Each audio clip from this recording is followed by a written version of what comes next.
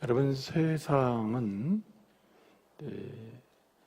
누군가가 너무나 평안해서 누군가를 진실로 섬기고 또 돕고 그리고 축복하는 이런 여유 있는 사람들이 많은 이런 세상이 아닙니다. 세상의 근원적인 그런 상황 자체가 전투입니다. 싸움이고 분투하는 거예요. 하나님께서 사람을 만드신 이후에 사람이 이제 범죄함으로 그 하나님 만든 인간 존재의 성향 자체가 자기의 욕구를 채우는 방향으로 지속적으로 목적을 정하고 움직이는 존재가 된 겁니다. 그래서 이 메슬로우라고 하는 이 심리학자는 인간의 욕구 단계 이론을 이제 주장을 했는데, 인간은 끊임없이 자기의 욕구를 충족하기 위해서 움직인다는 거예요. 가장 기본적으로는 생리적인 욕구의 충족을 위해서 움직인다. 그리고 그것이 충족되는 과정 속에서 다시 안전의 욕구를 충족하기 위해서 또 움직이고, 그리고 또는 인정받고 어디에 내가 소속되어 있느냐, 소속이나 또 인정받는 욕구에 대해서 추구하게 되고, 그리고 우리가 이제 자아, 존중, 누군가가 자기 존중을 해주기를 소원하면서 끊임없이 움직이게 된다는 거예요. 그래서 이 마지막 5단계는 이 메슬로우의 이 욕구 단계 이론에 의하면은 끊임없이 인간은 자아 실현을 충분히 해 나감으로써 만족을 누리고 또 기쁨을 누린다는 거예요. 자, 그러면 이런 이 메슬로우의 단계 이론에 따라서 1단계에서 5단계까지 나가는 과정 속에서 그러면 자아 실현의 욕구가 이렇게 끊임없이 실현돼 가는 과정 속에 1단계, 4단계는 움직이지 않는가? 한 번 충족됐다고 더 이상 필요가 없는가? 그렇지 않은 거죠. 인간은 이런 생리의 욕구든 안전의 욕구든 인정받고 소속되는 욕구든 아니면 자기가 존중받는 욕구든 자아 실현의 욕구가 끊임없이, 물론 단계적인 과정은 있지만 여전히 통전적으로 이 욕구가 끊임없이 분출되고 있는 거예요. 그래서 이런 욕구를 실현하려고 하는 과정 속에 내적인 전투, 내적인 분투, 내적인 증오, 내적인 싸움이 일어나기도 하고 관계 속에 문제가 생기기도 하는 것입니다.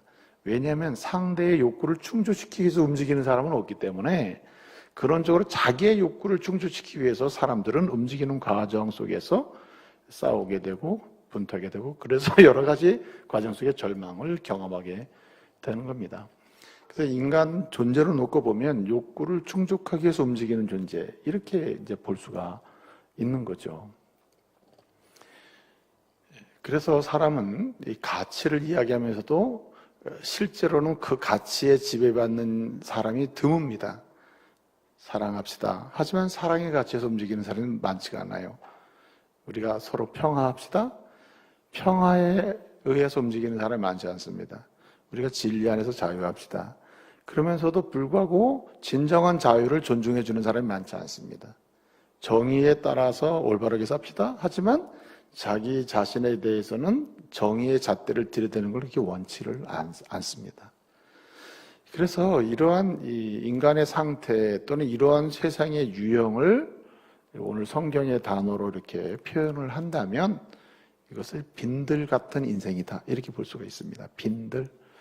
빈들 같은 세상이요, 빈들 같은 인생, 빈들 같은 그러한 사람이요, 빈들 같은 세상이 바로 오늘의 세상이라는 말이, 타락한 이후에 세상과 세상 속에 거주하는 모든 인간은 내적인 상태나 실제적 상태가 빈들의 상태라, 빈들.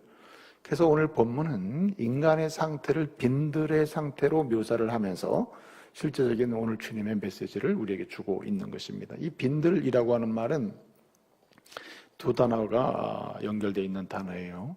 빈은 영어로 하면 desert, 이 광야, 사막이라는 의미고, 들은 하나의 place, 하나의 벌판, 그러니까 광야 같은 벌판의 의미예요.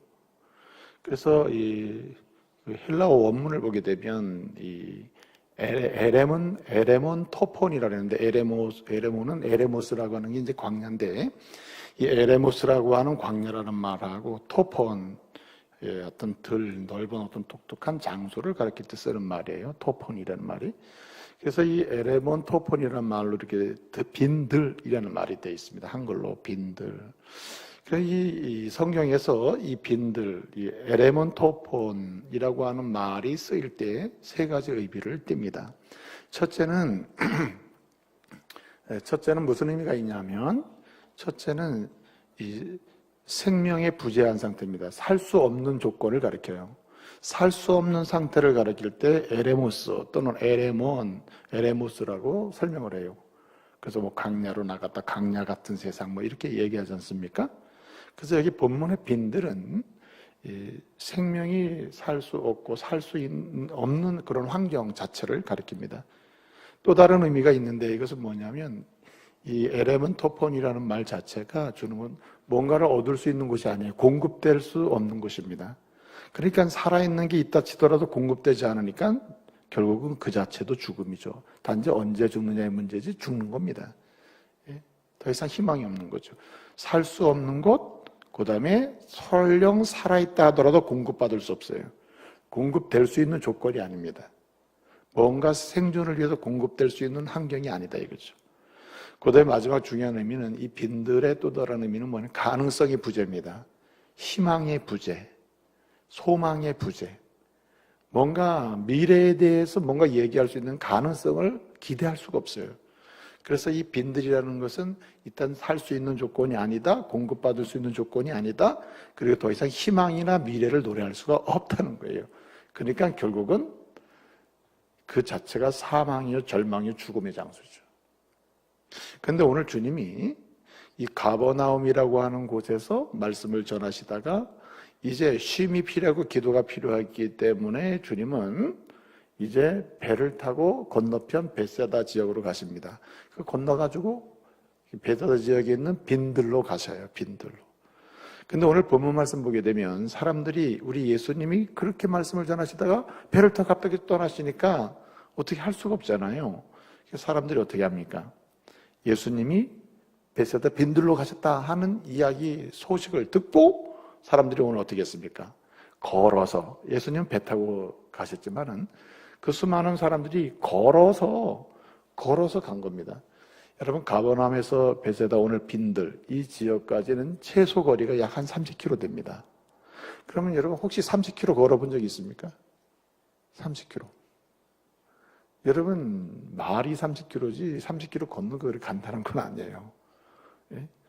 그래서 수많은 사람들이 걸어서 간 거예요. 어디로? 예수님이 계신 빈들로 간 겁니다. 빈들로. 빈들에서 우리 주님은 그들이 예수님을 찾아온 그 빈들로 찾아온 그들을 보시고 우리 주님께서 그들 가운데 있는 병자들을 고치시는 장면이 오늘 나오고, 그리고 저물매 때가 지나매 이들이 배고플 것이다. 제자들이 하는 말씀 속에서 우리 주님이 너희가 먹을 것을 주라. 이렇게 이야기하는 거예요. 그래서 어떻든 이 빈들이라고 하는 에레몬 토폰이라고 하는 이 빈들이라고 하는 모티프가 세상을 상징하고 동시에 세상 속에 존재하는 사람을 상징하는 겁니다. 빈들 같은 세상, 빈들 같은 세상 속에 존재하는 빈들 같은 인생이라. 예? 그래서 세상은 살만 나는 세상이다. 내가 원하는 대로 살 수 있다. 뭔가 희망이 있다. 이렇게 얘기하지만 실질적으로 수많은 세상이, 그리고 세상 속에 존재하는 수많은 사람이 결정적인 순간에 그리고 끊임없이 욕구를 충족하기 위해서 움직이는 과정 속에서 절망을 경험하는 거예요. 희망을 찾지 못한다는 거죠. 그런데 여러분 오늘 이 빈들 사건은 굉장히 중요합니다. 빈들에서 오병이어의 기적이 나타난 겁니다. 오병이어의 기적이 나타났어요. 여러분 빈들은 먹을 것 없고 입을 것 없고 가능성 없고 공급이 안 되고 살 수 없는 꿈과 희망을 노래할 수 없는 곳인데 오늘 분명히 장소는 그대로 빈들입니다. 근데 빈들에서 지금 노래가 나오는 거예요. 기적이 일어나고 수많은 사람들이 먹고 마시고 그리고 12강주리가 남아요. 이 기적이죠. 그리고 사람들은 즐거워하고 있는 상태. 여러분 한번 그림을 그려보세요. 이 빈들의 잔치를. 전부 놀라고 감동하고 감격하고 있지 않습니까? 그렇죠? 그런데 오늘 주님께서 이러한 이 빈들에서 빈들로 남게 놔두지 않고 빈들을 뭘로 만들어요? 천국으로 만드는 겁니다. 그리고 빈들 같은 사람들을 어떻게 해요?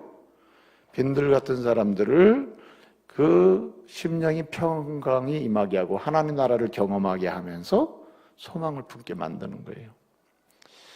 여러분 오늘 본문의 메시지는 굉장히 중요해요. 두 가지가 강조됩니다. 첫째는 우리 주님은 빈들 같은 세상에 빈들같이 비참하게 사는 인생들에게 주시기 위해서 오셨다는 겁니다. 주님은 주시기 위해 오셨다. 믿으시길 바랍니다. 빈들 같은 세상 속에 오셔서 하나님의 천국의 은혜를 주시기 위해 오신 겁니다. 빈들 같은 인생을 변화시켜서 진정으로 이 심령에 하나님 나라가 임하고 기쁘고 즐겁고 감동적인 인생을 살도록 주님은 주시기 위해서 오셨다는 겁니다. 생명 없는 자에게 생명을 주시고 소망 없는 자에게 소망을 주시기 위해서 오신 겁니다. 오늘 이 빈들의 그 오병이의 작은 사건은 하나의 축소된 상태의 우리 주님의 세상 사역을 보여주는 것입니다. 한마디로 빈들은 축소된 빈들이지만 세상을 가리키고 이 빈들 속에 모여있는 모든 사람은 세상 속에 거주하는 사람을 가리켜요. 주님이 왜 오셨나? 주시기 위해 오셨다. 생명 주시기 위해 오시고, 그리고 근본적으로 욕구를 충족하는 방향으로 움직이는 사람들을 욕구를 충족하는 데 목적이 아니라 하나님을 기쁘시게 하고 사람을 축복하는 진정한 사람다운 사람이 되도록 하시기 위해서 주시기 위해 오셨다는, 주시기 위해서. 그리고 두 번째 메시지는 여기에 있습니다. 주님은 주시기 위해서 오셨을 뿐만 아니라 주님을 만나가지고 주님으로부터 은혜를 받고 생명을 얻고, 그리고 진정한 사랑과 진정한 평화와 진정한 자유와 진정한 공의와 정의를 누리고 있는 사람으로 하여금 뭐하도록? 그 역시 뭐하며 살도록? 주며 살도록 하시기 위해서 오신 것입니다. 그래서 여러분, 예수님은 주시기 위해 오셨고 주님을 통해 받은 모든 사람은 뭐하며 살아야 됩니까? 주며 살아야 되는 겁니다. 그 심령이 빈들에서 하나님 나라로 변화된 사람은 빈들 같은 세상, 빈들 같은 인생을 사는 사람들에게 다시 내가 받은 것을 줌으로 그들 또한 하나님 나라를 경험하고 변화를 경험하고 소망 속에 살 수 있도록 주는 일을 해야 한다는 거예요. 주는 일을. 여러분, 결론적인 얘기인데요, 주면은 손해를 봅니까? 아니면 이익을 봅니까? 일단 주면은 없어지는 개념 아니에요? 근데 주님은 약속하셨습니다. 주님으로부터 받은 대로 내가 너에게 주는 것처럼 너희도 나에게 받는 대로, 받은 대로, 받고 있는 대로 주며 살고 주는 사람이 되면 당신에게도 12강줄의 기적이 있다. 할렐루야. 12강줄의 기적이 나타난다는 겁니다. 여러분, 예수님의 제자가 12명이었잖아요. 12명의 제자가 예수님으로부터 받아서 주고 있는 것입니다. 그러니까 제자들 한 사람이 한 강줄이 들고 다니면서 나눠줬는데 나눠줘도 여전히 남아있는 상태예요. 여러분, 여기 남은 조각을 거두어 드렸는데 먹다 남은 부스러기를 거두는 게 아니고 실제로 나눠줬는데 그대로 한 바구니가 남아있는 겁니다. 이게 기적이죠. 줬는데 없어지지 않았다. 계속 남는 거예요. 여러분, 사르밧가브 이야기 아시죠? 열왕기상 17장에 나오는 이야기인데, 사르밧가브가 여러분 이 엘리야를 공급하잖아요. 어떻게 됩니까? 그가 기름 한 병과 가루 한 그릇 남아있는 것을 가지고 누구를? 손자를 대접하지 않습니까? 그런데 여러분 어떻게 됐습니까? 기근이 끝날 때까지 차고 넘칠 줄 믿으시길 바랍니다. 뭐 했더니? 주었더니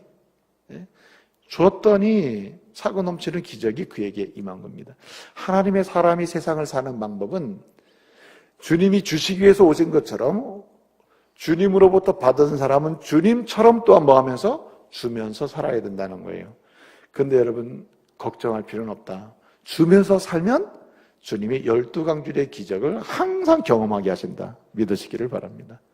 그렇기 때문에 우리는 그 맛에 사는 거예요. 여러분, 마이크로소프트사의 회장인 빌 게이츠라고 하는 사람이 있습니다. 이 사람이 어릴 적부터 암송하면서 늘 삶의 기준으로 삼았던 말씀이 있어요. 그 말씀이 뭐냐면 누가복음 6장 38절이에요. 누가복음 6장 38절 말씀에 보게 되면 주라, 그러면 내가 너에게 줄 것이니 너희가 후히되어 흔들어 넘치도록 만들어서 내가 너에게 뭐하리라? 따라서 안겨주리라. 안겨주리라. 이 안겨준다는 말은 기막힌 표현이에요. 그냥 주는 게 아니라 안겨줍니다. 안겨줘. 이거 뭐 내가 노력해서 받으려고 하는 개념이 아니라 주님이 그냥 갖다 준다는 개념이에요. 뭐 하는 사람? 주며 사는 사람. 주님으로부터 은혜 받은 대로 주는 사람. 주님으로부터 건강을 받은 대로 건강을 사용해서 주는 사람. 하여튼 주님이 주시기 위해서 오셔서 우리에게 주신 것처럼 우리가 주님으로부터 받은 대로, 은혜 받은 대로, 주님이 내게 베풀어 주신 대로 나도 베푸는 사람, 주님이 나에게 나누어 주신 대로 나도 나누어 주며 사는 사람, 이 사람은 반드시 차고 넘치도록, 오늘 본문의 이야기를 빌리면 12강줄의 기적을 항상 보며 살게 하신다는 약속인 거예요. 믿으시길 바랍니다. 그래서 빌 게이츠는 항상 그 말씀을 암송하면서 돈을 벌어도 항상 그 기준에 따라 사는 겁니다. 그래서 그 말씀을 후반부를 보면 이런 말씀이 나와요. 누가복음 6장 38절. 주라, 그러면 내가 너에게 줄 것이다. 후히되어 넘치도록 만들어서 내가 도로 너에게 안겨주리라. 그 뒤에 말씀이 후반부 말씀이 나와요. 너희 헤아리는 그 헤아림으로 인하여 내가 너희를 뭐예요? 헤아릴 것이다. 헤아림의 심판을 받는다 그랬습니다. 무슨 말이에요? 그렇게 은혜를 받고도 주지 않고 하나님으로부터 놀라운 은총을 베풀어 준 그 은혜를 받고도 베풀지 않고 주님이 끊임없이 내게 나눠진 은혜의 분깃을 받았음에도 불구하고 나눠주지 않고 그렇게 받고 있으면서도 주지 않는 이런 사람, 사실 이런 사람은 주님이 다 계산을 하신다는 거죠. 그러므로 예수를 믿고 구원받았다는 말은 이미 받았다는 말이고 받고 있다는 말이고 앞으로도 주님은 확실하게 주실 거라는 그런 믿음의 하나님의 그 자녀됨의 특징이 아닙니까? 그러므로 우리는 어떻게 살아야 되는가? 주면서, 베풀면서, 나누면서 인생을 살아야 할 줄로 믿습니다. 이 사람이 12강줄의 기적을 보는 거예요. 히브리서 13장 16절 말씀을 보게 되면 이런 말씀이 있습니다. 선을 행함과 나눠주기를 잊지 말아라. 선을 행하는 것과 나눠주기를 잊지 마. 방점은 어디에 있습니까? 선을 행하긴 하지만 중요한 선을 행하는 게 뭐라는 얘기예요? 나눠주는 것이다. 진짜 선한 건 뭔가? 선한 일은 나눠주는 것이다. 선을 행하는 것 잊지 마라. 진짜 선을 행하는 게 뭡니까? 나눠주는 것이다. 나눠주는 것을 잊지 말아라. 이 같은 일, 이것은 뭐와 같으냐? 이 같은 것이 하나님이 기뻐하시는 제사다. 이 같은 제사를 하나님이 기뻐하시느니라. 무슨 말입니까? 하나님의 영광을 받으시고 하나님이 좋아하시고 하나님이 기뻐하시고 하나님이 만족해 하시는 게 뭔가? 나눠주는 것이다. 나눠주는 것. 여러분, 하나님이 기뻐하시면 어떤 일이 일어납니까? 거꾸로 주님의 복이 임한 줄 믿으시길 바랍니다. 주님이 영광 받으신다? 주님이 우리로 하여금 은혜를 주십니다. 주님이 기뻐하신다? 우리로 하여금 기뻐할 수 있는 기회를 주십니다. 주님이 너무 만족해 하신다? 우리로 인해서 우리로 하여금 만족하고 즐거워할 수 있는 기회를 주실 줄로 믿습니다. 12강줄의 기적이 일어나는 거예요. 여러분, 이 하버드 대학의 맥클라렌이라고 하는 교수가 있는데 이 사람이 이런 얘기를 했어요. 테라사 효과라는 얘기했어요. 테라사 수녀는 아시죠? 그 테라사 효과라는 게 있는데 이게 뭐냐면 선을 행하면 행할수록 그리고 나누면 나눌수록 봉사하면 봉사할수록 어떤 효과가 있느냐? 그 사람은 더 건강해질 효과가 있고 더 기뻐질 효과가 있고 그리고 더 좋은 일이 생길 효과가 있다는 거예요. 이걸 테라사 효과라고 했어요. 테라사가 어떤 일을 선한 일을 하잖아요. 그 사람을 보며 느끼는 사람들은 더 좋은 일을 하게 된다는 거죠. 테라사 효과다. 여러분, 연구 결과에 나왔습니다. 선을 행하는 사람과 선을 행하지 않는 사람과 동일한 기간 동안에 동일한 일을 하며 살아요. 동일한 직장에서 동일한 일을 한다 하더라도 선을 행하는 사람과 선을 행하지 않는 사람은 건강성이 달라요. 정신적 건강의 차이만 있는 건 아닙니다. 육체의 건강도 달라요. 이 연구 결과예요. 실제로 나눠주는 일을 하며 사는 사람은 그렇지 않는 사람, 또 동일한 돈을 벌어도 나눠주며 사는 사람하고 나누는 일을 전혀 하지 않는 사람의 차이가 있습니다. 정신적, 육체적 건강의 차이가 있습니다.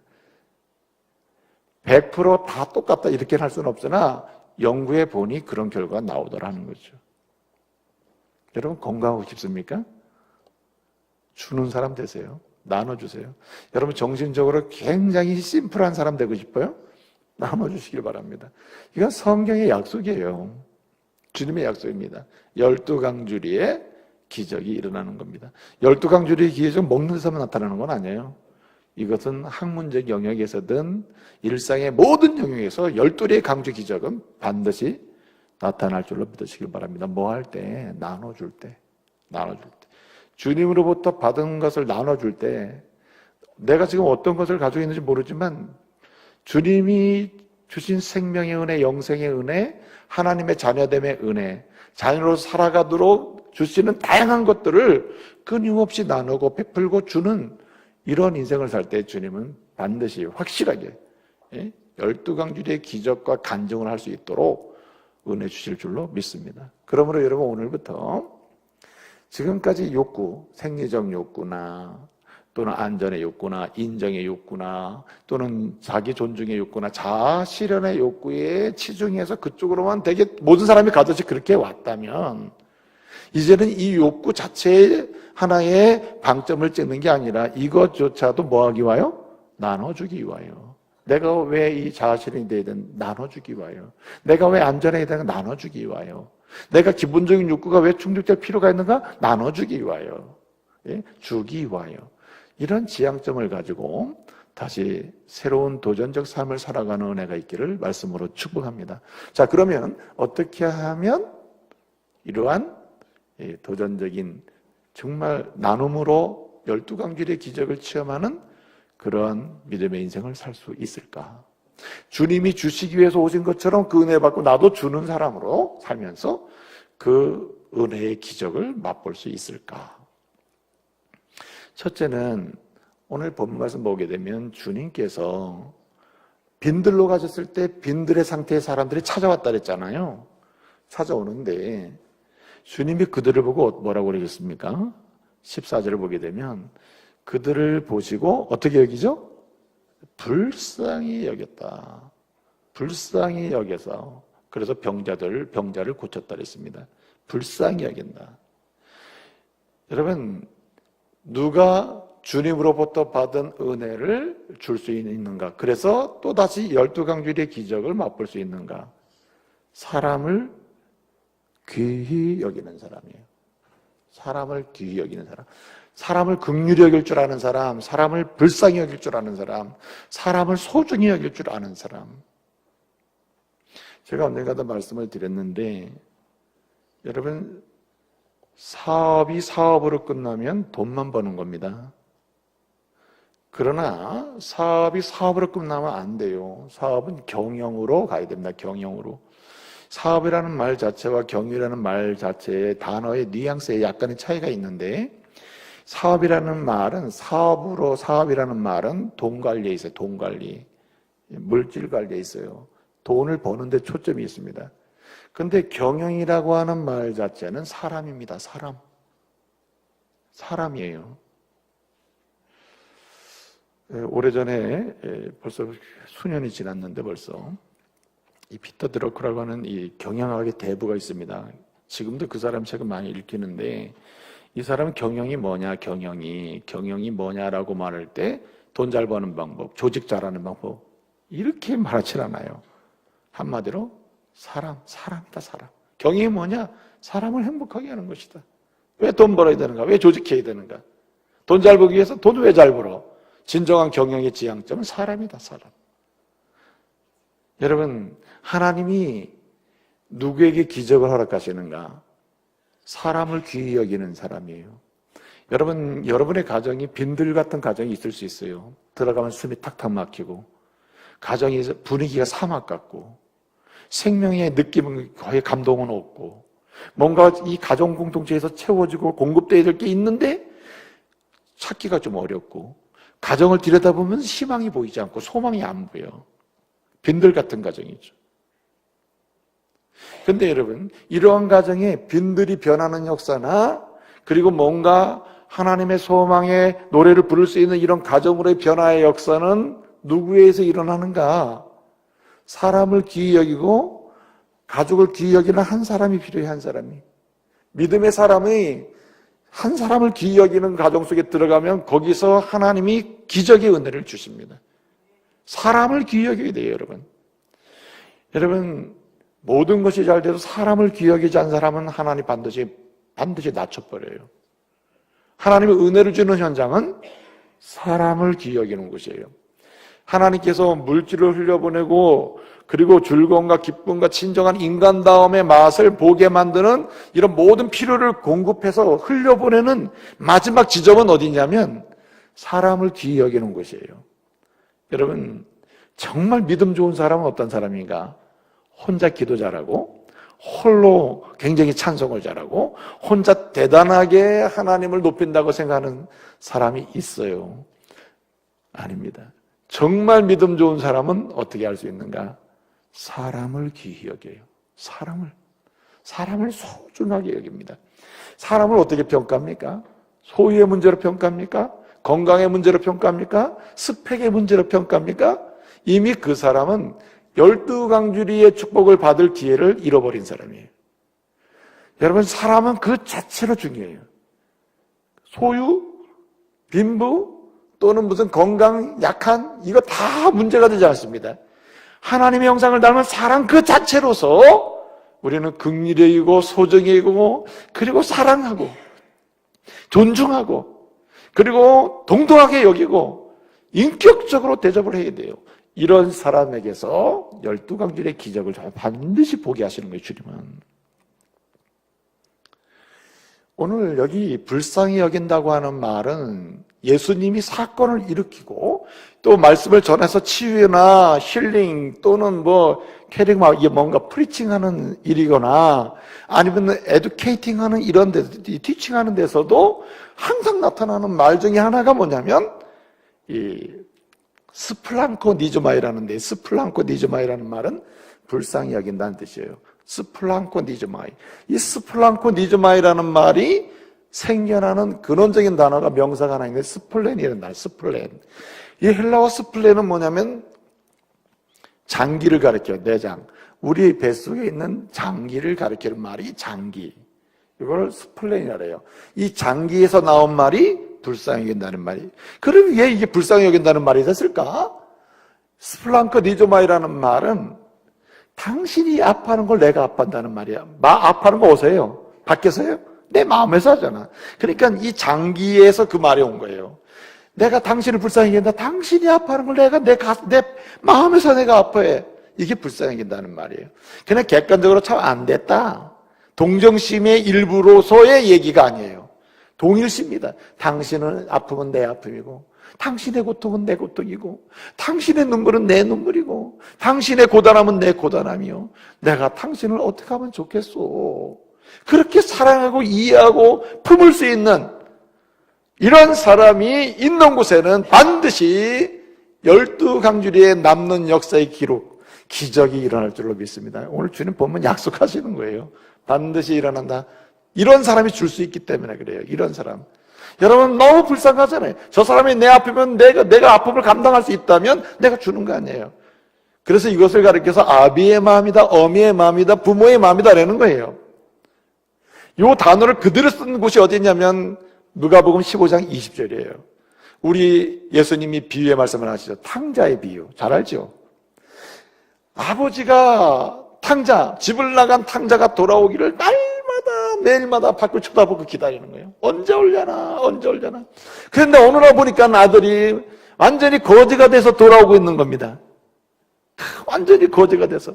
그 돌아오는 아들을 어떻게 해요? 측은히 여겨, 측은히. 너무너무 측은히 여기고 그 아들을 얼싸안고 먹으며 울면서 그에게 옷을 입혀주고 그에게 모든 걸 다 뭐합니까 지금 아버지가?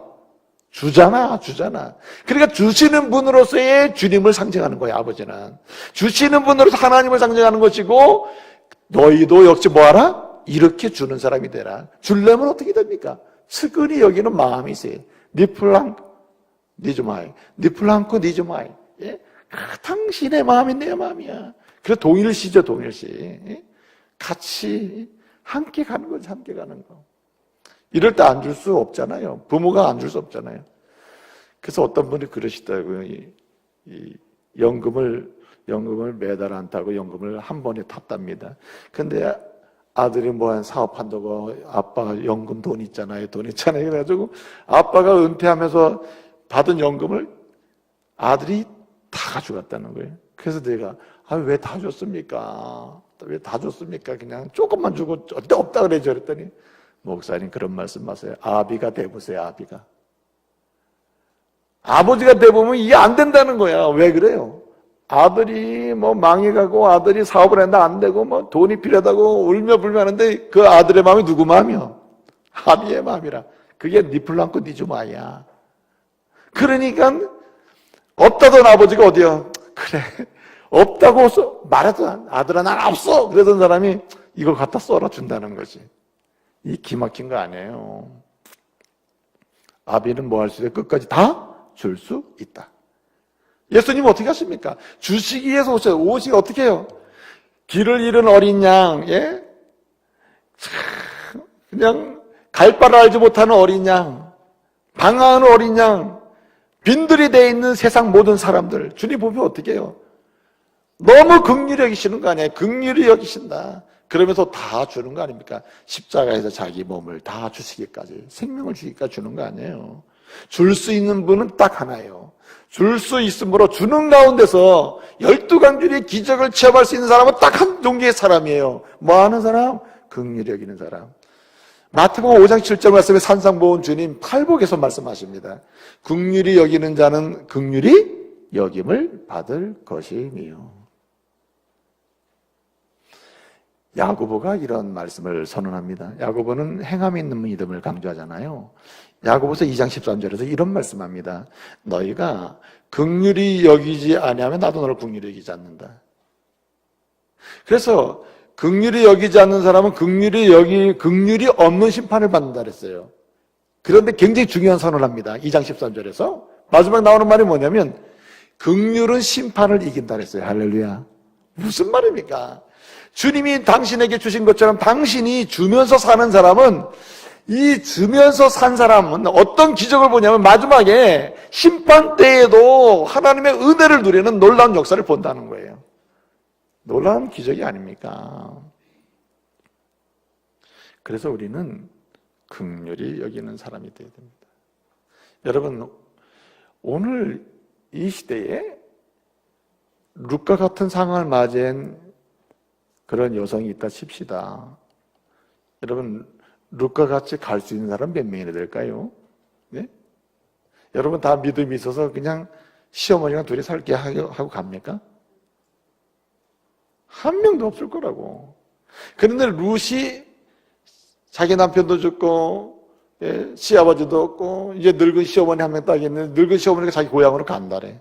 나도 고향으로 갈까? 아니면 시어머니 따라갈까? 이게 얼마나 정말 황당한 문제입니까? 근데 이 룻이 어떻게 합니까? 시어머니를 따라가잖아요.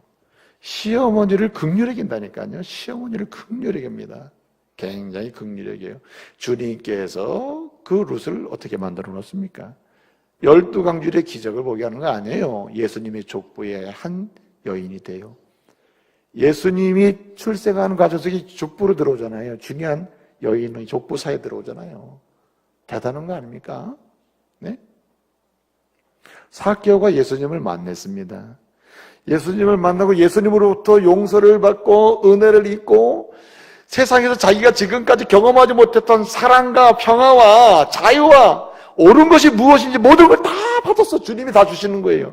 그리고 나니까 자기도 줄 수밖에 없게 된 겁니다. 말을 이렇게 해야죠. 주님, 내가 나의 재산 절반을 다 팔아가지고 가난한 자들에게 주겠습니다. 그리고 나머지 반이 있는데 반이 남더라도 내가 혹시 남의 것을 빼앗거나 토색한 것이 있으면 몇 배로 갚아요? 4배로 갚겠습니다. 계산을 하면 얼마나 남을 것 같아요? 사개오의 재산이 얼마나 남을 것 같습니까?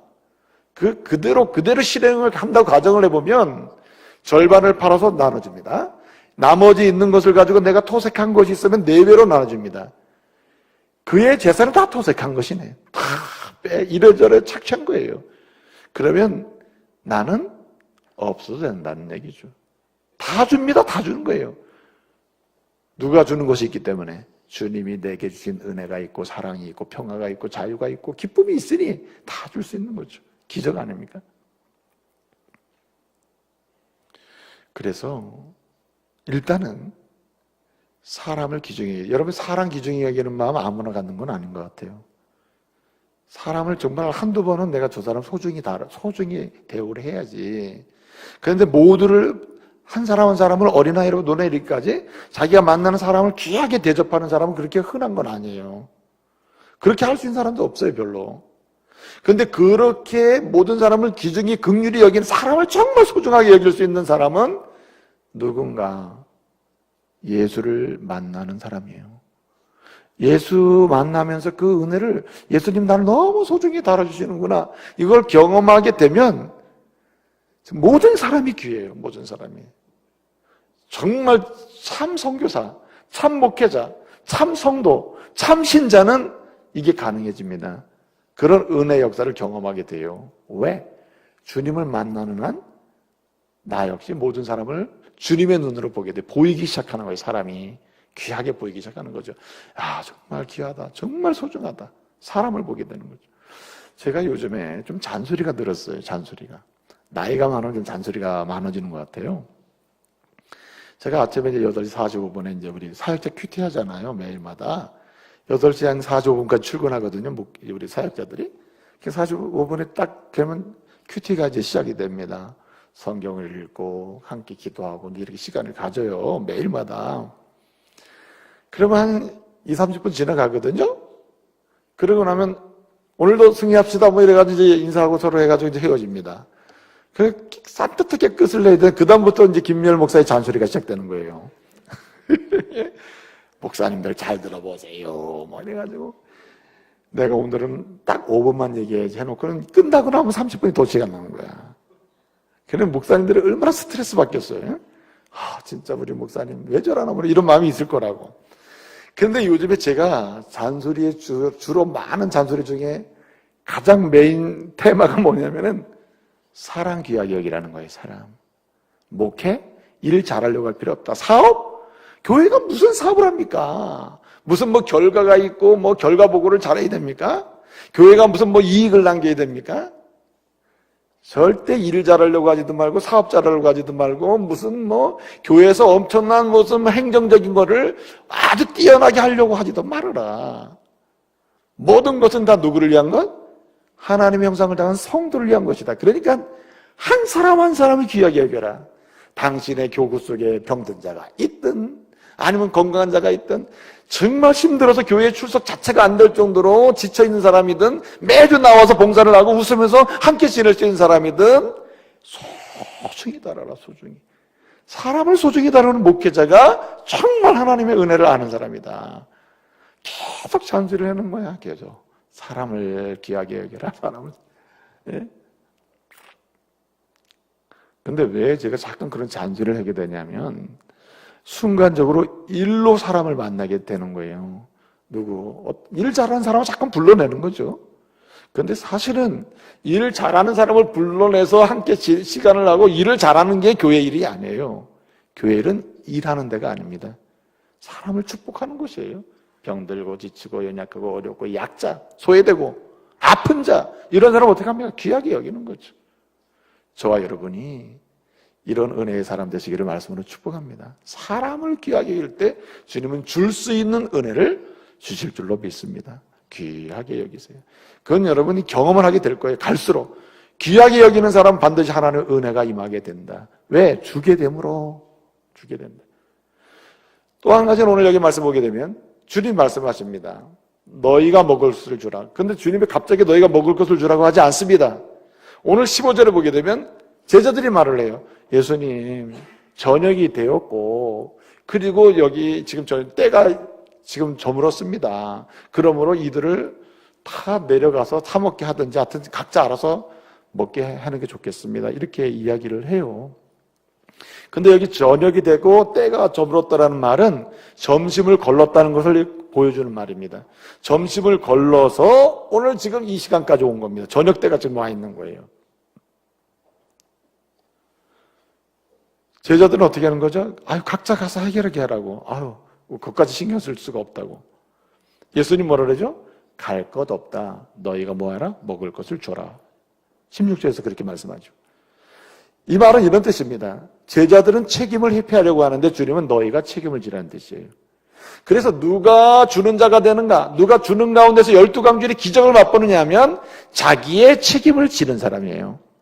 하나님은 각각의 책임이 있습니다. 가정에선 가정에서 자기 책임이 있고, 교회에선 자기 책임이 있고, 일터에선 자기 책임이 있고, 직장에서 자기 책임이 있어요. 있는데 그 자기 책임을 지는 때, 자기 책임을 자기가 감당할 때, 그럴 때 주님은 그를 통해서 주는 일을 허락하시고 줄 수 있게 하시고 그를 통해서 12강주의 기적을 보게 하십니다. 뭐 하는 사람? 책임지는 사람이.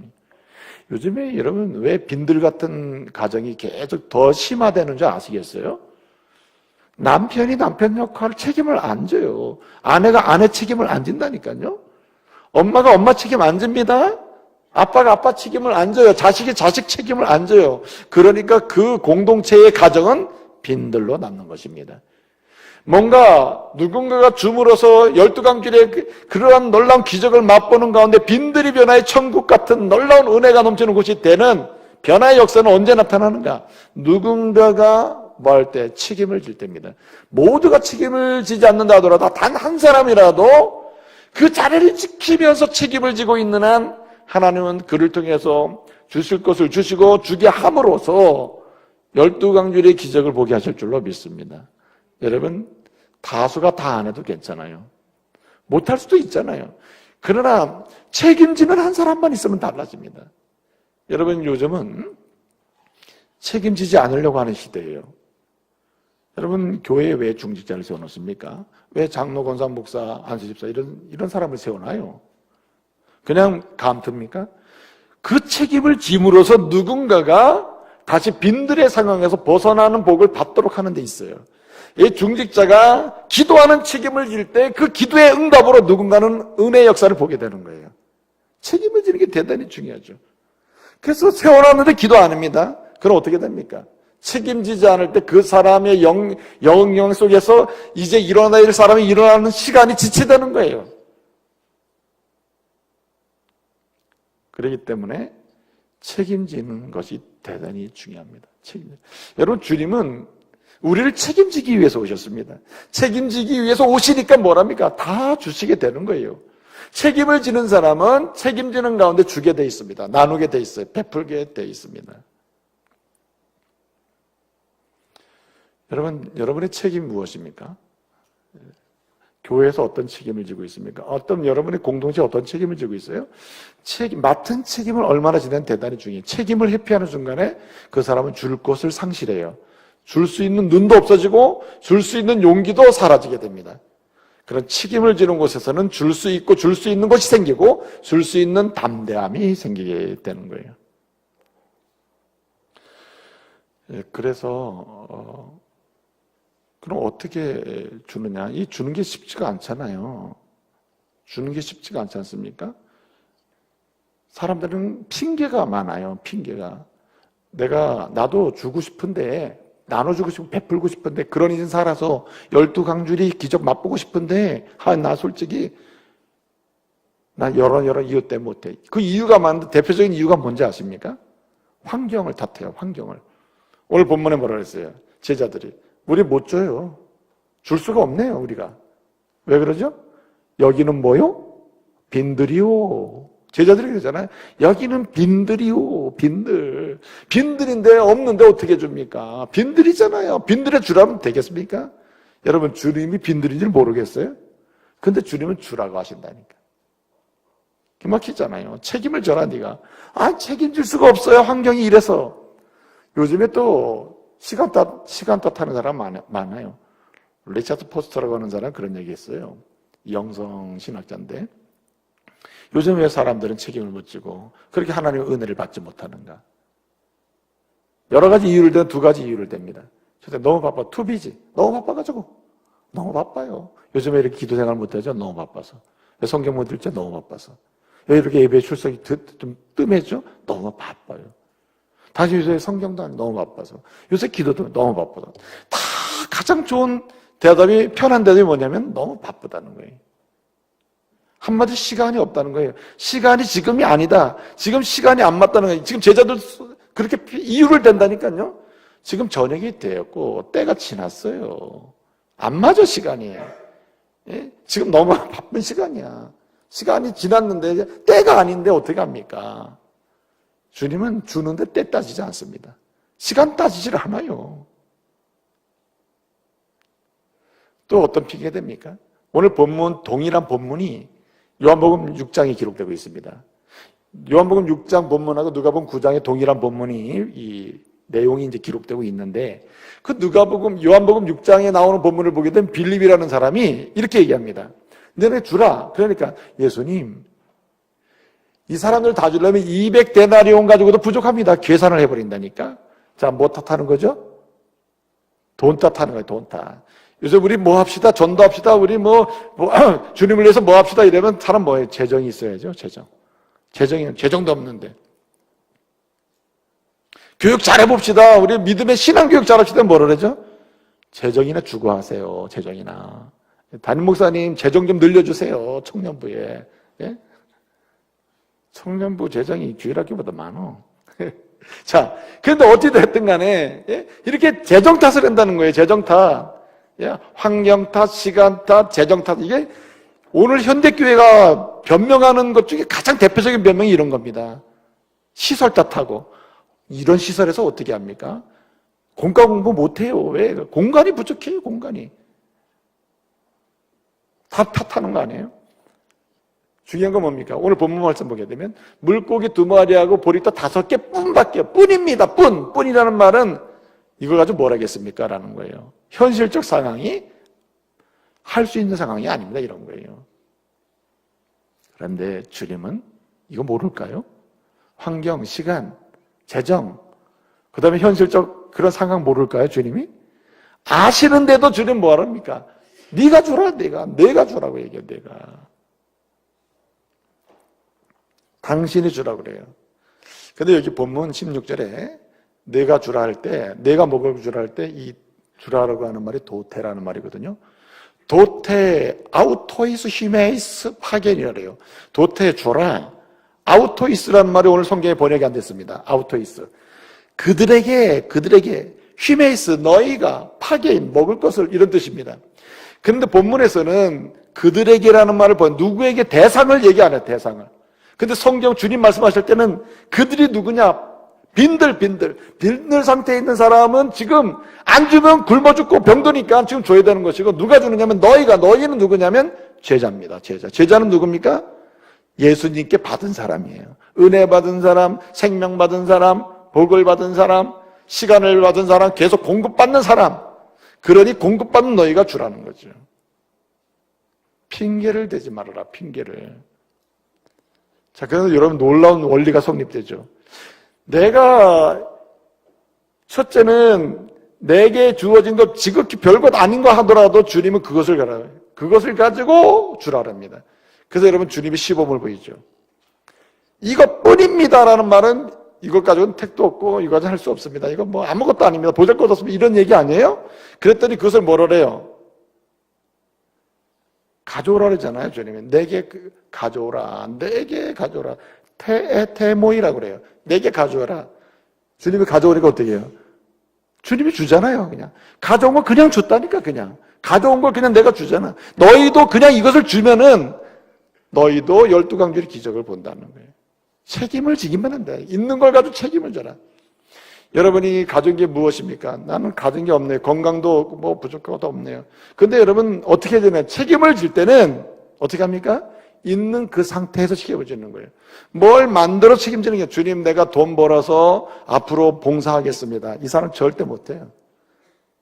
주님 내가 여유가 생기면 그때 내가 선교하겠습니다. 이 사람 절대 여유라는 게 없어요. 왜냐하면 욕구가 충족이 안 되기 때문에. 그래서 주님 뭐라고 말씀하시냐?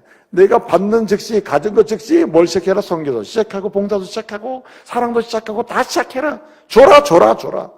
그러면 12강주리의 기적을 보게 될 것이다.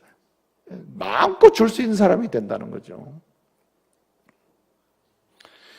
이 책임을 질 때 있는 것을 가지고 시작하는 겁니다. 있는 것을 가지고 시작하면 주님이 실제로 주신다. 그래서 이 두 가지 믿음이 대단히 중요해요. 있는 것을 가지고 시작하는데 주님이 이것을 가지고 일하신다는 믿음을 가지고 해라. 마가복음 9장 23절에 뭐라고 그래 말씀하십니까?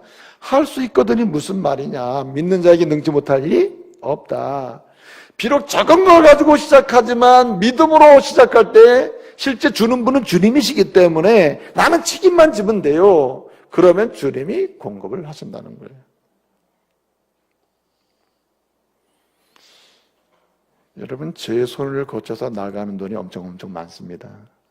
제 손을 거쳐서 이렇게 정상적으로 거쳐서 나가는 돈도 많지만은 목사님 이것을 누구에게 전달해 주십시오. 이것을 어디에 써주십시오. 이것을 누구에게 했는데 그분들이 돈이 있어서 하는 게 아니에요. 근데 지극히 적지만 그것이 흘러가는 순간에 그 엄청난 역사가 일어나더라고. 기적이 일어나, 기적이. 예? 그렇기 때문에 지극히 작은 것을 가지고 시작을 하면 주님이 일하시는 겁니다. 마지막 한 가지는 중요한 사실이 여기 나와요. 오늘 본문에 보게 되면 우리 예수님이 가져오라 하놓고 이걸 드십니다. 이거 두 가지 들죠. 물고기 2마리하고 떡 5개를 들고 어떻게 하시죠?